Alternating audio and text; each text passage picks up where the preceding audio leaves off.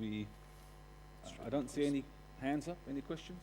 Well, let's move straight on to the next paper then, which will be delivered by Cris Beswick of Let's Think Beyond.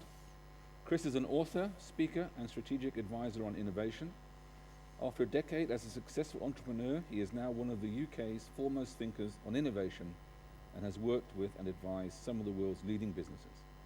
Cris also sits on think tanks for both public and private sector organizations and is an executive faculty member at Henley Business School and the Centre for Competitive Creative Design at Cranfield University. He is also the author of The Road to Innovation, a back-to-basics guide to building a culture of innovation. Cris, over to you. Thank you, Bob. Good morning, ground handlers. This is the bit where you say good morning, Cris, just so we check that everyone's awake. So, in terms of this being a keynote speech, I'd like to change the tone a little bit. I'd like it to be a keynote conversation. So if you have any questions, don't leave them till the end. The roving mics, just stick your hands up. If I can't spot you out there in the darkness, then one of the guys will come to you with a roving mic. Don't bother about interrupting me. That's totally fine. So I've just made a few notes here off the back of what the guys have talked about this morning, and specifically where things are relevant to innovation. And just as Paul talked about, what you get from negotiation in terms of the effort that you put in, innovation's exactly the same. Just like negotiation, innovation is and has been perceived as being, or can be perceived as being, uncomfortable. But the reality is we need to get used to how uncomfortable that might feel. None of us will be able to deny that the world is changing. The pace of business, the pace of how we deal with each other, how hard we're having to negotiate, especially, like Paul says, when it focuses on price a lot of the time. And the great thing about innovation is, and one of the big values about innovation is, it helps you stop having to negotiate on price. Some of the world's best brands are great examples of price no longer being a factor in the purchasing decision of their customers or consumers. Because the innovation and the things that they've produced and the way that they do it means price is completely taken out of the equation. To use Paul's language, innovation helps us change the balance of power.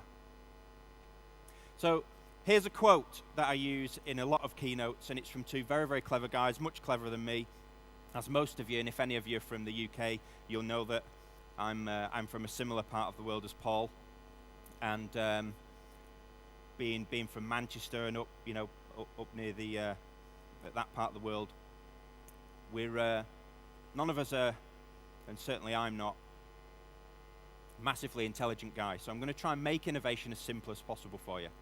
These are two very, very clever guys, and in a recent book, they unfortunately summarized what the world is like, the world that we operate in at the moment. And it's quite a damning piece of text, but I don't think any of us can deny that the words here are fairly spot on. And it talks about the surplus society being full of similar companies, employing similar people from similar backgrounds, working in similar jobs, coming up with similar ideas, and in your case, selling similar products and services with similar parameters, and unfortunately, at similar prices. Innovation is the answer to statements like that. Innovation isn't the panacea to every problem we face in business, but all of us must learn that innovation needs to become a fundamental part of what we do and how we do it. It needs to become a fundamental part, a fundamental driver of our businesses.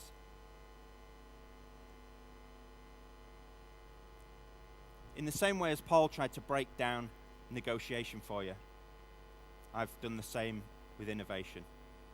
Innovation, when it boils down to things, is purely about the ability to do things different and to be perceived as different by your competitors or by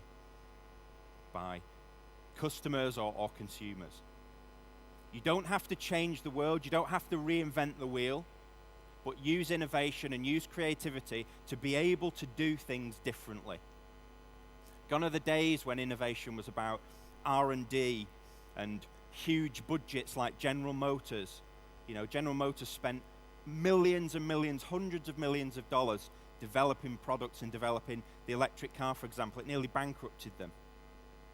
The lesson they didn't learn there was innovation isn't all about R&D and men in white lab coats and experiments. Innovation's purely about you and your businesses looking at the world differently and looking at how you can do things differently to gain that competitive advantage. It doesn't have to be about technology, and it doesn't have to cost the earth. Innovations like me, it can be quite simple.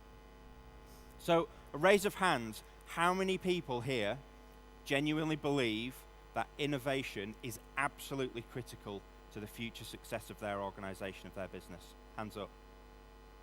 There's a sort of trick on the screen there. There's a bit of a giveaway. Hopefully, if Accenture in their latest survey have got their figures right, that should have been 93% of hands in the air. So Accenture have just done a global survey where the results of that survey, 93% of the organizations they surveyed said the innovation capability is critical to the future success of their organization. So let's just presume that Accenture were right, and I can't see at the back, so let's presume that 93% of your hands were up. And again, it's gone dark, so I won't be able to see this, but how many people now have an innovation strategy, a robust, communicated innovation strategy that is in play inside their organizations as we speak? Wow. That's 93% of the audience who are all future clients of mine then. Brilliant. So I would expect my inbox now to be flooded with messages of, Chris, can we talk? Because we now need an innovation strategy. So genuinely, as no one looking at innovation in their business at the moment? There's got to be some hands up. Brilliant. Okay, so that guy is, this guy is. There's a hand at the back there. I can just see a hand at the back. Brilliant. Okay, so what's that, about 1.5%-ish, something like that? Accenture may need to revisit their survey, because theoretically it should be around 40%. But maybe they only surveyed a certain type of organization. The reality is, if all your hands went up and the majority of those hands went up there, and you know that innovation's critical, what the hell are you doing about it? Yeah? The world and the pace of business is changing so fast these days. Innovation is a core driver of not only, allowing you guys to thrive, but in some cases will be the thing that keeps you alive, will be the thing that allows your business just to survive. Yeah. So hopefully some of the things that I'm going to show you today will give you an idea of how to approach innovation, some of the things that you can do, some of the ways of looking at innovation, and hopefully what I really want to try and do today is inspire you to start looking at innovation inside your organizations. Here's another sort of damning, insight into why innovation is so important. And these are just two iconic brands. Less than a handful of years ago, Blockbuster was valued and had global sales and was valued at around $5 billion. In 2010, it went bankrupt. Roughly about the same time, Kodak had global sales of $5.7 billion. In 2012, it went bankrupt. Don't think for 1 minute that any business in this room, that any sector, that any market isn't able or capable of being disrupted, whether that's by market forces, by competitors who are better at innovating than you are, or by new organizations and new business models entering the market that completely disrupt and decimate what you guys do. The challenge is that you will have competitors in this room. What you need to find out is whether or not they stuck their hand up when I asked you all whether or not you were doing anything on innovation. Because if you looked over the room and saw one of your competitors and they had their hands up and yours wasn't, then you need to start acting quickly. 21st century competitive advantage will be different than it has been in the future. That is an absolute fact. The world is changing, and the way that we compete is changing on a daily basis. And more importantly, the pace at which we compete is changing on a daily basis. And the challenge that I want to offer to you guys is, are you absolutely confident that you can keep up with that pace of change? Innovation's a real driver and a real aid in helping you keep up with that pace of change. How many people in their career or throughout their lives have owned a Nokia phone? Accenture didn't do this survey, but typically it's about 90%. How many people own a Nokia phone now? Come on, there's always one sad one. 1, 2. Oh, even one of the panel. Now, is that out of, now the get out clause here is that out of choice, or is that out of because your company says that's the piece of equipment that we give you? Yeah? Okay, so we'll let you off because you don't have a choice. Who chooses to own a Nokia phone? There was another, oh wow, okay. There is always one sad one, but the reality is several years ago, and I'm only joking, sir, and I'm sure you know that. The reality is several years ago, Nokia was the biggest manufacturer of phone handsets in the world. And now, what was that? Around 1 or 2% of people own Nokia handsets. That's why Nokia's in decline. Yeah? Because they focused on handsets. Nokia said that their core purpose was, we make, in inverted commas, we make the best handsets in the world. What they failed to realize was the world stopped bothering about handsets. Yeah? People like Apple and the other manufacturers that followed changed their purpose. They changed the statement that drove their innovation. And they used language more like, our aim and our ambition is to help people to connect and communicate. That statement and the innovation that they derive from that statement is fundamentally different because they don't mention the word handset in their statement. Nokia's downfall was they predetermined their future because their very statement by which they lived by had the word handset in it. That's why Nokia, up until very recently, hasn't done anything in the mobile phone market to counteract the forces of Apple and Samsung and BlackBerry. But when we look at 3 of those phones now, these are 3 of the latest phones. If we take the brand and the logo off, what's there? A homogeneous product line. Yeah, they're all the same. So what's going to be really interesting is what the next phase of innovation in the mobile phone market looks like. The problem with the other manufacturers is, at the minute, they're following Apple. And they can follow Apple, as they do very quickly. Their access to manufacturing, to technology, to apps, to programmers. And the way that they can do that at the pace today means as soon as Apple launched a product, all their competitors can follow almost instantly. The trick that they've all missed, and it's something that I want you guys to consider when you're looking at innovation, is Apple don't just focus on the product.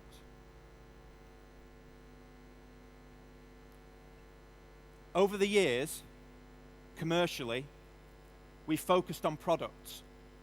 Yeah? The turn of the century in the industrial age was all about products. He who had the biggest factory won. 40, 50 years later, industry changed and it became about information and about services, and that was driven by technology. But the playing field is level now. We've all got the same access to products, to manufacturing, to materials. Yeah? We can all get stuff made out in China at the same price. We've all got the same access to technology, to information, to insight. So what's the next wave? Competing on product or service alone is almost impossible. There are very, very few organizations left out there that can hand on heart say, we have something truly unique, genuinely hand on heart unique, that our competitors just simply don't have and won't be able to get. There are very, very few of those companies left out there. Competing on product or service is almost impossible. And as we move forward over the next few years and into the next decade, it will become impossible. So what does the future hold? Where do we look at innovation? if we produce a product or service knowing that our competitor can produce it literally within weeks now, not months or years, within weeks or even days, they can have their equivalent on the shelf. What do we do and where do we compete?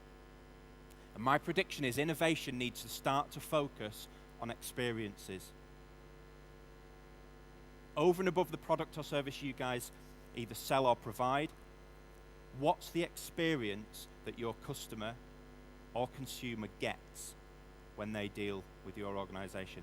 That's the one area where you can truly make something unique, where you can truly differentiate, that cannot be copied by another organization because it will be unique to your organization. For years, Lexus have had to compete in this space. Lexus have known for years that their arch rival Mercedes, they can't compete in terms of the core product itself. So famously, their innovation and their competitive advantage has been driven around what's it like being a Lexus owner?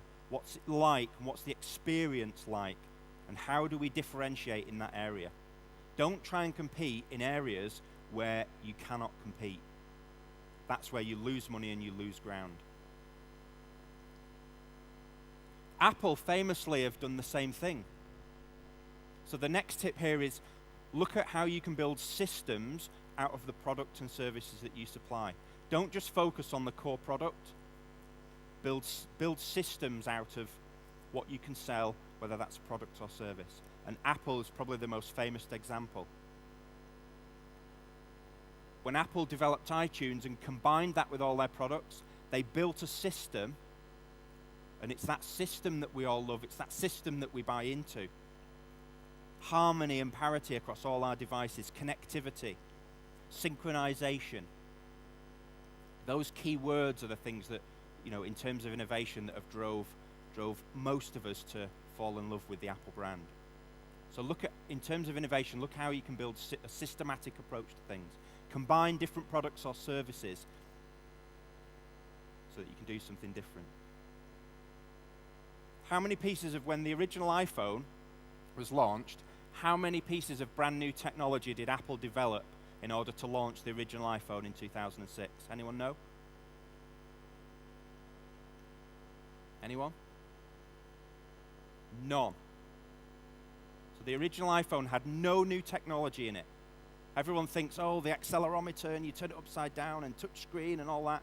All the components in the original iPhone already existed. What Apple did was built a system around those components, and their innovation was the combination of things that already existed. So the lesson is you don't have to have new technology, you don't have to reinvent the wheel. So look at the things you're doing already and look at how you can repackage them. Look at how you combine different things in different ways in order to innovate. And more often than not, it doesn't actually ever really cost you any money at all. Some of the work I'm doing at the moment, and the work's all over the world with completely different types of organizations, is around what does the future look like and how do we operate in the future? And it's something I call, how do we build the next generation organization? And regardless of what you may think, and every organization I go into says, yes, but Chris, we're unique, and the things that happen in our industry are very different than others, and it doesn't work the same in our sector or our market. Rubbish. It's all the same in any sector, in any industry, in any business. The parameters by which you operate may change. There may be slightly different regulation, slightly different laws or governance, but fundamentally, businesses are businesses. And how you build what I call the next generation business will be what secures your future. There's three core things that I focus on with organizations in terms of building the next generation organization. The first thing in terms of innovation you're going to have to get better at is where do we get our insight from and how good is that insight? What do we need to know that we don't know now? And how do we use that, and how deep can we get that insight? And how do we use it to design and develop new stuff, to innovate, to move direction, to keep pace with change? Most organizations I work with think they've got tons of insight. And if any of you have seen the latest 3E advert, where Kevin Bacon drags the shed along the beach, My answer is the same. All you've got is a shed load of data. Most organizations think they've got loads of insight, they just have loads of data. They have loads of statistics, but data doesn't tell you why things happen. It tells you that things are happening, and it gives you figures and numbers, but ordinarily it doesn't tell you why. And it's the why that you need to find out in order to be able to understand what the problem is, then to be able to create a solution and innovate around. So look how deep and how good the insight is that you're gathering. The next thing is collaboration. And collaboration's both internal and external. How are you getting different people together with different perspectives to help collectively solve the challenges that most of you will face? Dare I say it, you may even have to collaborate with competitors. But if what you derive from that collaboration has enough value, then so be it. The car industry is a perfect example of the value of collaborating with competitors. Most of the car industry and most of the car manufacturers now collaborate in terms of manufacturing with shared platforms, shared drivetrains, shared running gear. Economies of scale obviously come into play when you collaborate with other people. Don't be afraid of collaborating with competitors. But bottom line, look at how your business collaborate. And the third thing is agility. You guys have regulation on the horizon that will mean you will have to become more agile. That regulation won't, and you shouldn't use it to say, oh, well, we now can't do anything because we're now even more heavily regulated. Our hands are tied even further. Use regulation as a catalyst for saying, okay, how do we do it then?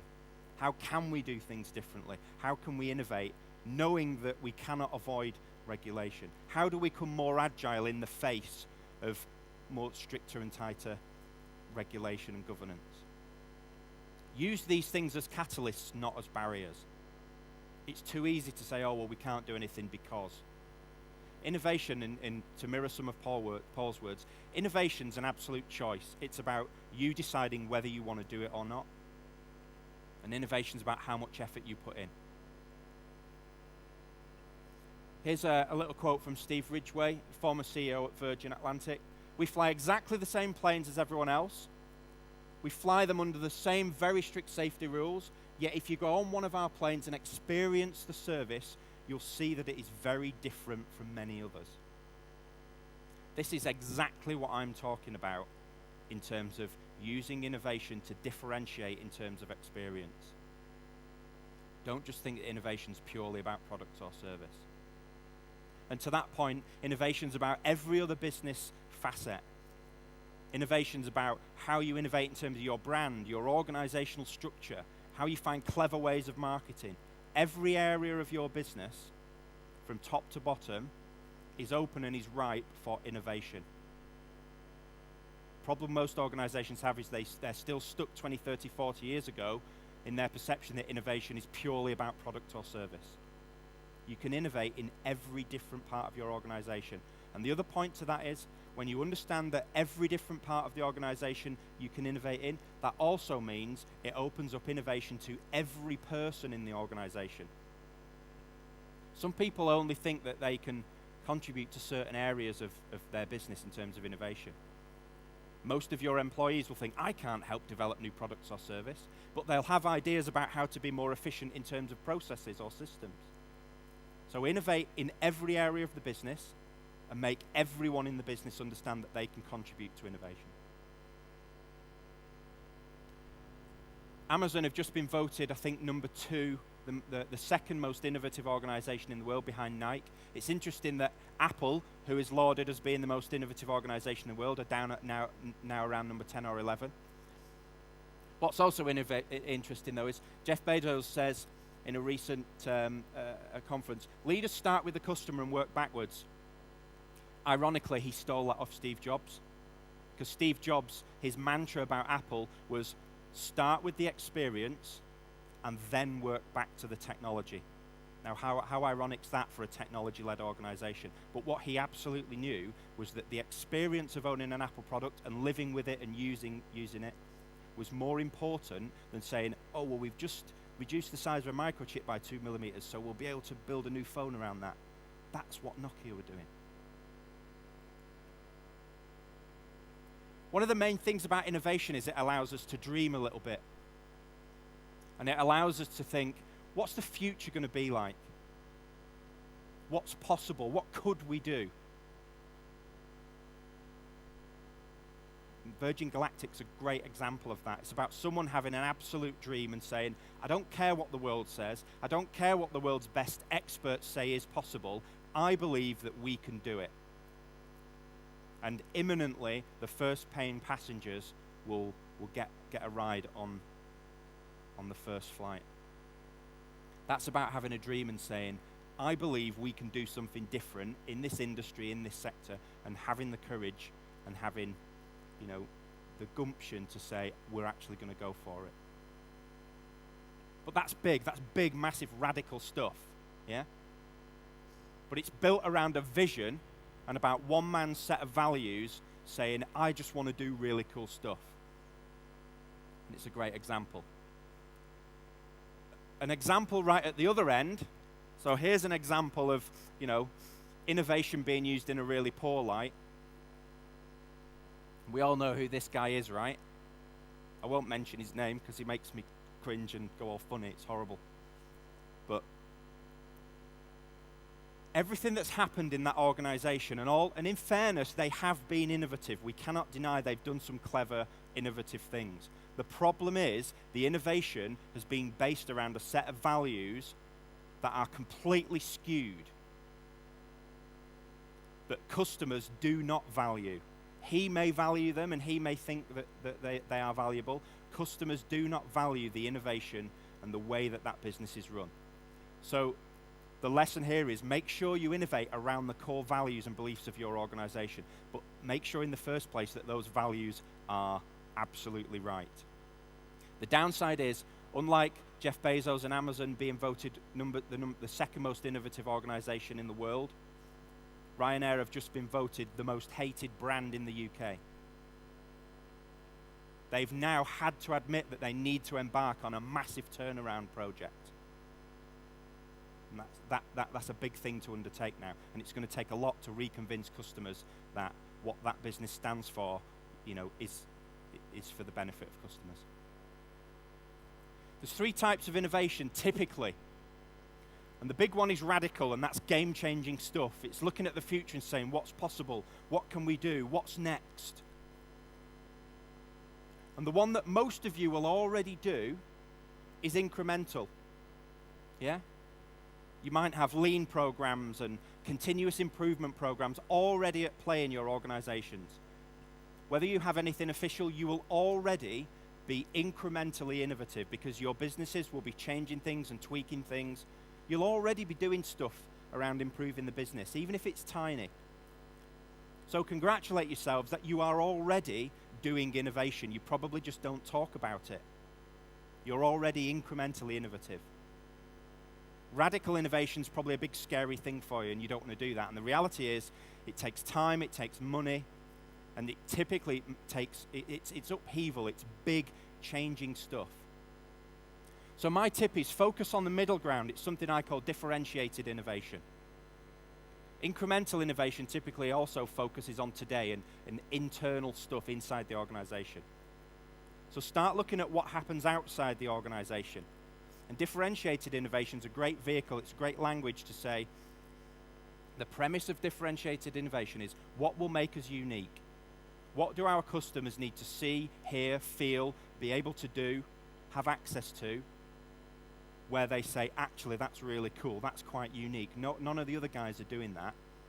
Because when you do that, like Paul talked about, that adds to that whole value proposition of your negotiation. It helps you shift the balance of power and it helps you move away from conversations about price. So here's a typical example. You're pitching for a piece of work. You've got all Paul's techniques about negotiation.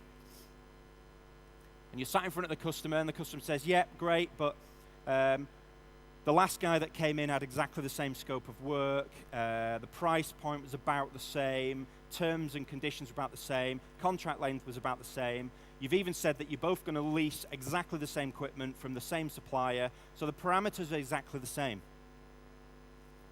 What will make you unique? Use innovation, even on the smallest scale, use innovation to create clever, creative, differentiated ideas that you can then add into the pot, that you can combine with Paul's tools around negotiation that says, yeah, but actually, here's what it's like working with us. The experience that we give you and all these extra bits that add around all those elements that make up your negotiation pot. That's what innovation should be used for. You don't have to use innovation to reinvent the wheel. That's about using innovation in a real business business world, in a real situation with real impact on a daily basis. The problem you guys face is today and the present dominates every thought that you have. And I ran my own businesses for 10 or 12 years, so I know what it's like to wear the CEO's shoes. I know what it's like to have P&L responsibility. I know what it's like to have responsibility for people. And like many of you, I've sat there at 2 in the morning with my head in my hands thinking, how the hell are we going to get out of this one? Yeah? So I know what it feels like. But the reality is, we can no longer live by running our businesses in the present day. We have to start thinking more and more about the future. 20, 30 years ago, it wasn't an issue because the future was far away. As I've mentioned earlier on, the future is tomorrow. Yeah? The future's coming at us at such a pace, we have to start thinking about it. The downside is the future's about risk and complexity and uncertainty and all these big scary things. But you know what? Tough luck. You're going to have to start looking at how you build your businesses for the future. If any of you have seen the work by John Kotter, a professor from the US, he talks about what he calls building the dual operating system. And some of the work I'm doing now mirrors and works with the stuff that John Kotter's doing. And the concept is, how do you build an organization where you can manage the present, where you don't jeopardize business that's going on today? Because the reality is, what you do today and the money that you make today and the profit that you make today and how sustainable you are pays for you being able to think about the future. It pays for the investment that you'll need. But the challenge is, how do you box that up? How do you package it so it's safe? And then build a separate infrastructure that allows you to start thinking about tomorrow and start thinking about the future. And a lot of the work that I'm doing with organizations now is about how, strategically we put things like that in place. But that's something you're going to need to think about. Here's a quote from Curtis Kopp from Alaska Airlines, and he says, "Be bold. Challenge the status quo in your industry. Yeah? Don't think that just because that's what your industry is like, that's what you have to do. Walk in your customers' shoes." Again, all these people, who lead the way understand how important the customer is and how important that experience is. It drives their innovation. Walk in your customers' shoes. Talk to them constantly. That goes back to the thing I talked about insight and where you gather it from. Make focusing on the customer experience your top priority. That mirrors what Steve Jobs says. Focus on the experience and then figure out what you've got to do to deliver that. Also, when you communicate and talk to customers, that helps you look at the second thing I talked to you about, which is about collaboration. Get your customers in to co-create solutions for you and with you.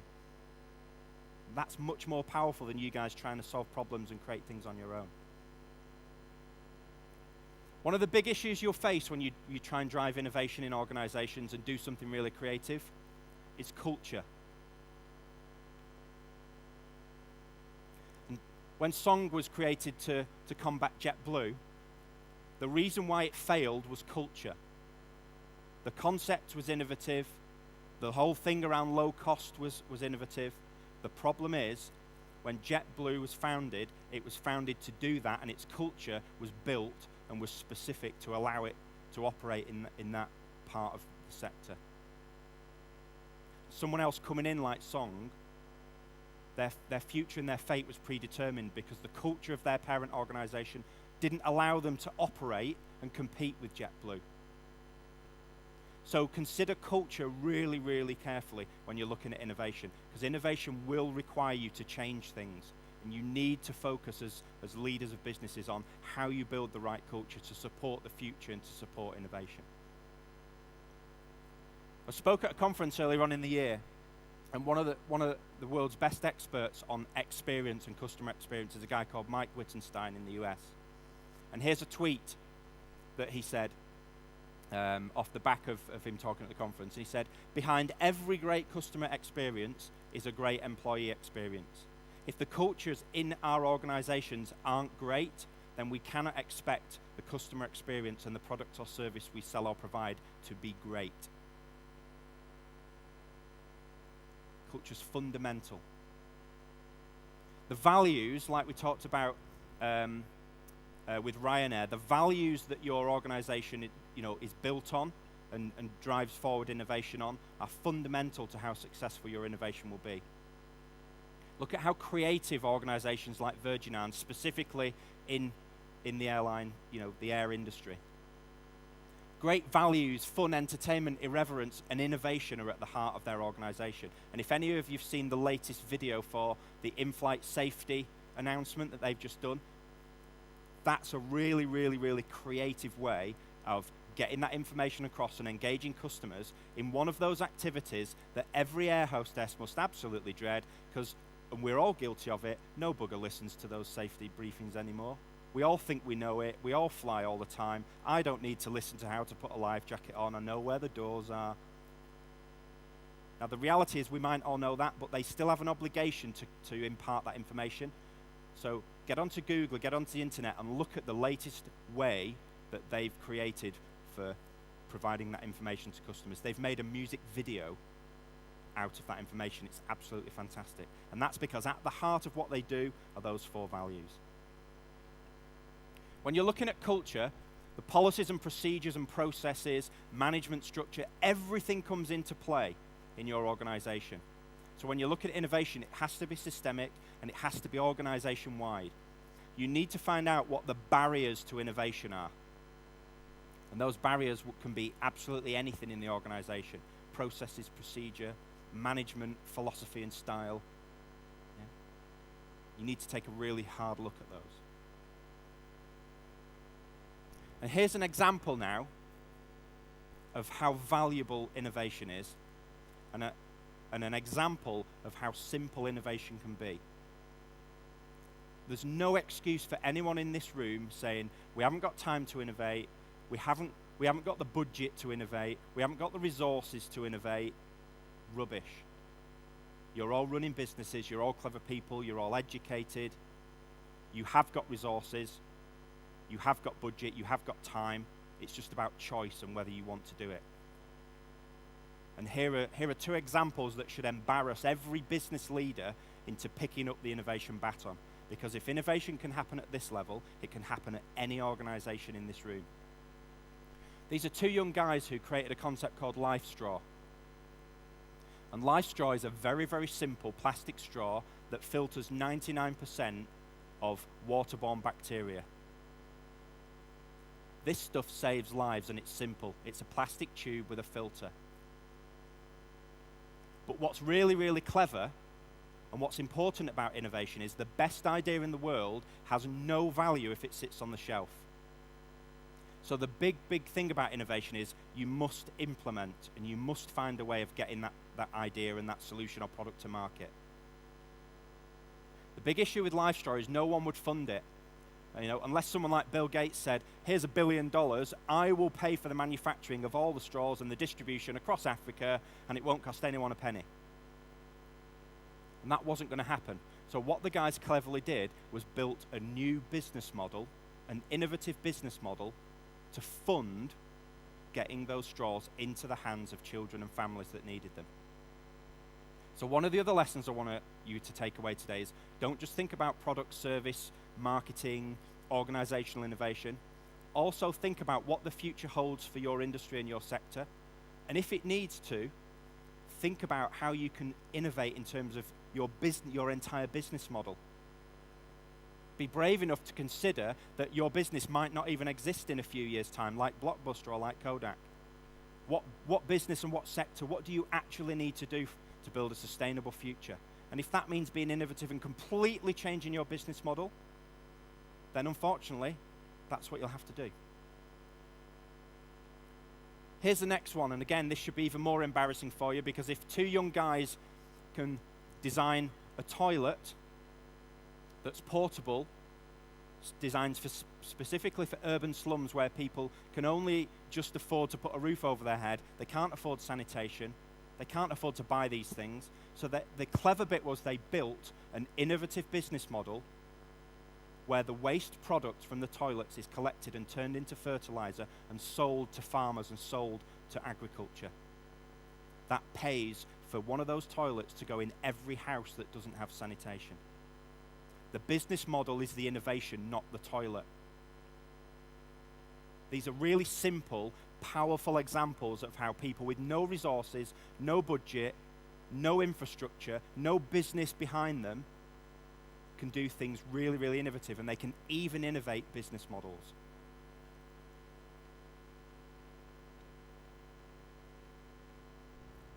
The other tip I've got for you is look outside your industry. Several years ago, Great Ormond Street Children's Hospital in the UK was facing a real challenge. And the challenge was death rates and accidents and incidents and technical errors transferring newly born, acutely ill babies from the operating theatre into incubators or onto life support machines.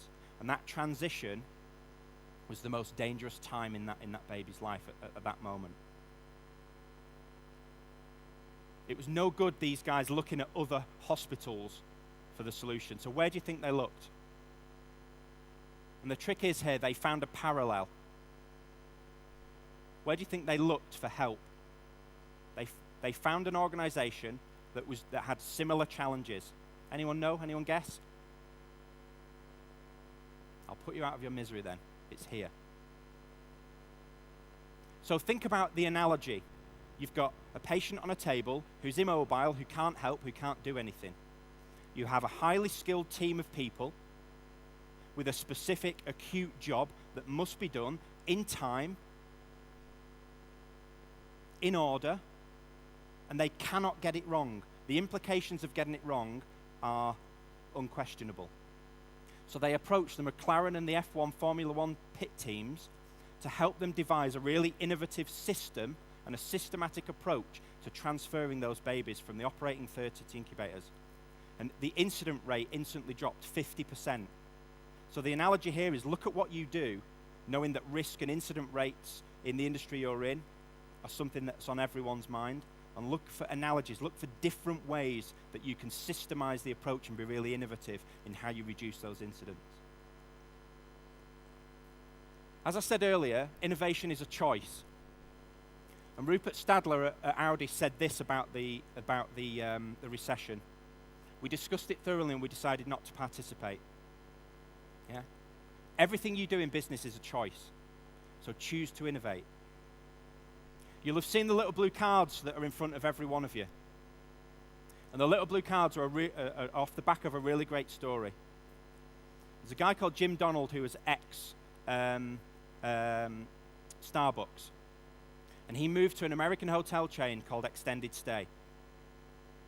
And when he moved, the business was on its knees, and his challenge was to turn it around. And what he noticed was this. They, when he says they, he was referring to every employee. They were waiting to be told what to do. They were afraid to do things. They were afraid to try things. They were afraid to innovate. They were afraid to take a little bit of risk. They were afraid to open their mouths that something might have gone wrong or that there was an issue. So he took leaf out of the Monopoly the Monopoly board game. And he issued everyone with a get-out-of-jail-free card. With the caveat, you must use it. If something's gone wrong, or if you want to try something, you want to do something different, you want to try changing the way you interact with a customer, do it. And if it goes wrong, if it doesn't work, let's learn from it, but hand in your get-out-of-jail-free card. Check Extended Stay America out now, and the business is back off its knees and thriving. There are clever and creative ways of getting people to help you innovate, getting people to be creative, and getting people to take some risk in the right way. And the difference is, you need to learn how to take smart risk, not cavalier risk. And one final thing from me, and every man in the audience, whether he likes to admit it or not, knows what that image is. I won't embarrass anyone to ask to put your hands up if you're a frequent user or even occasional user, but some of you out there will be. Who knows how Viagra was created? Anyone? This is the bit where you can interact if you want to. Yeah? I'll put you out of your misery again. Viagra came out of research into heart disease and high blood pressure. And throughout the clinical trials, when most of the, at the time, young men, probably students, hard up for cash, they'll, if you pay them, they'll do anything, right? They were given Viagra to test the effects of heart disease and blood pressure.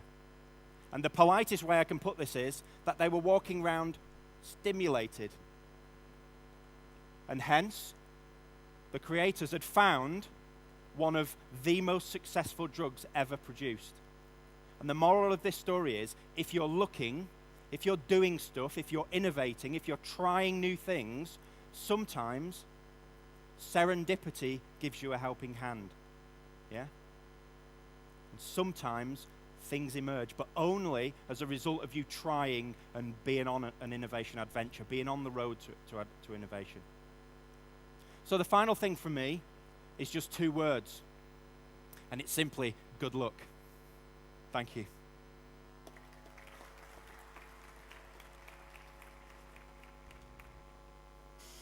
Thank you, Chris.